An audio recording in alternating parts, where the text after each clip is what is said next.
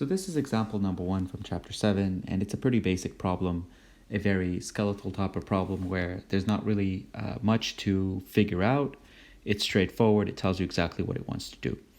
So suppose we will randomly select a sample of 64 measurements from a population having a mean equal to 20 and a standard deviation equal to 4. So already we know a little bit about this experiment. We know that we're going to have a sample equal to 64. We know that the average of the population is equal to 20. It doesn't give us the units. We don't really care. And the standard deviation is equal to 4. And so the first question says, describe the shape of the sampling distribution of the sampling mean. Do we need to make any assumptions about the shape of the population? Why or why not? Well, from everything we spoke about in chapter 7, the answer to the first question is that we know that, or we should assume that the sampling distribution of the sample mean is approximately normal. It means it follows a normal distribution because mainly it's constructed from large sample sizes. So a sample of n is equal to 64 is relatively large. So even if the population is abnormal, you will have a sampling distribution of the sampling mean that is normal, which answers the second question. Do we need to make any assumptions about the shape of the population? No. It could be anything. As long as we have large sample sizes, it will make the sampling distribution of the sampling mean look normal. Part B, find the mean and the standard deviation of the sampling distribution of the sample mean x bar. So again, the concept here is pretty straightforward. We know that the sampling distribution of the sampling mean has a average called mu x bar, and that should be approximately equal to mu. And so since mu is 20, this should be 20 as well. And when it comes to the standard deviation of the sampling distribution, also known as the standard error, we know that it's a function of the standard deviation of the population. So sigma x bar is approximately equal to sigma population standard deviation divided by the square root of n. And so in that case, 4 divided by the square root of 64, 4 divided by 8, which is equal to 1/2.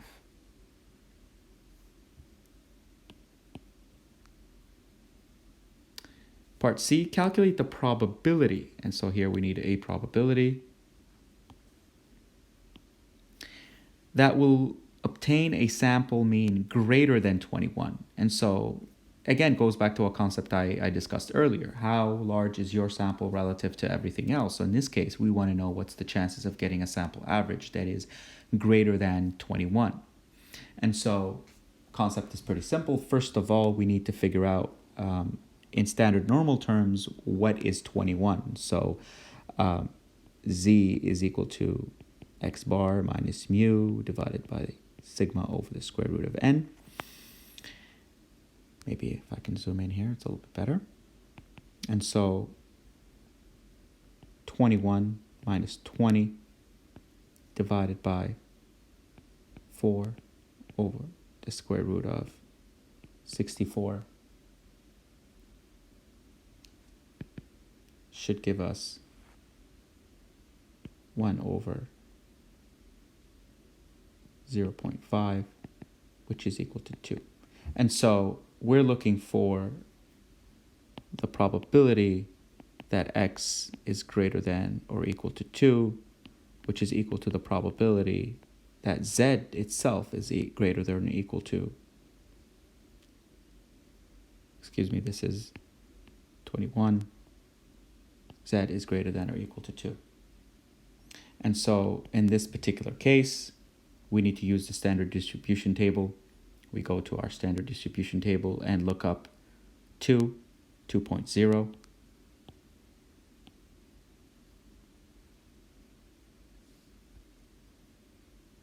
And so it's this column.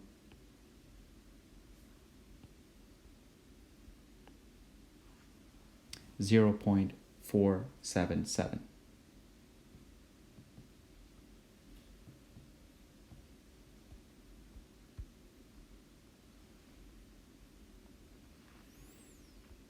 If you recall, with my table, it always gives you the distribution from the middle to the standard deviation value. So in this particular case, that is equal to 2. And so the value we found in the table, 0.4772, is the probability of being underneath the curve between 0 standard deviations and 2. And so we're looking for greater than, we're looking for the right-hand side.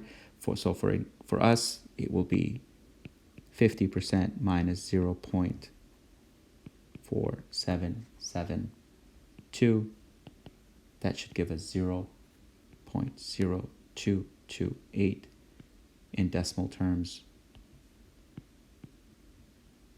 2.28%. So there's a 2.28% chance of having another sample that big or bigger.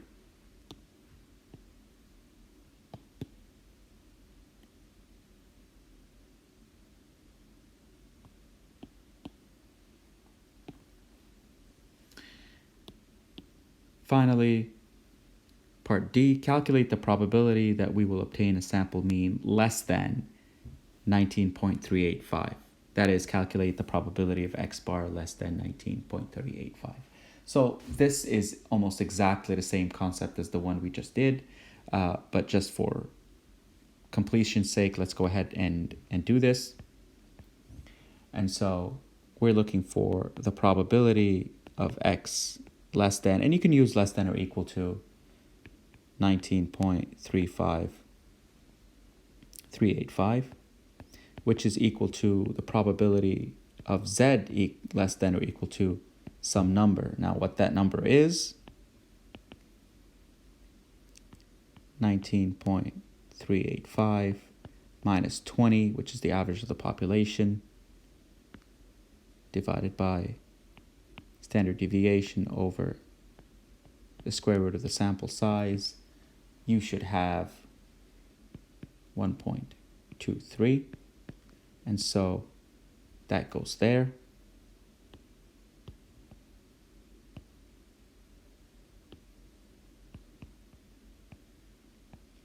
And so we look up 1.23 in the standard deviation, standard normal distribution table. Let's clear the page here. And I'm gonna, in this case, use the highlighter. It's a little easier. So 1.23 is what I'm looking for. So 1.2 here.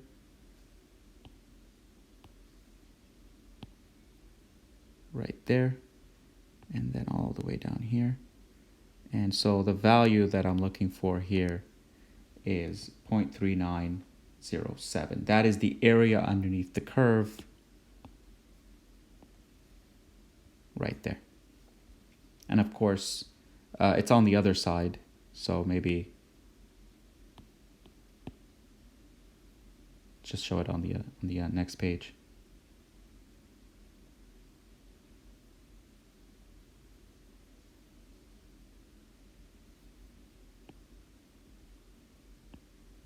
So we're looking for the shaded region here.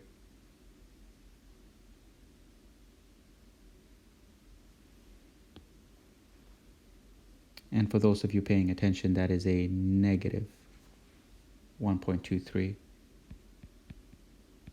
So that's there. And so the distance from here to here, that is 39.07%. or 0.3907. And so I don't care about this side at all. It doesn't come to my calculations. I care about this part. And this is 50%. We know that. And so 50 minus, so 50%. Or you can do this in decimals. Minus 0.3907 should give you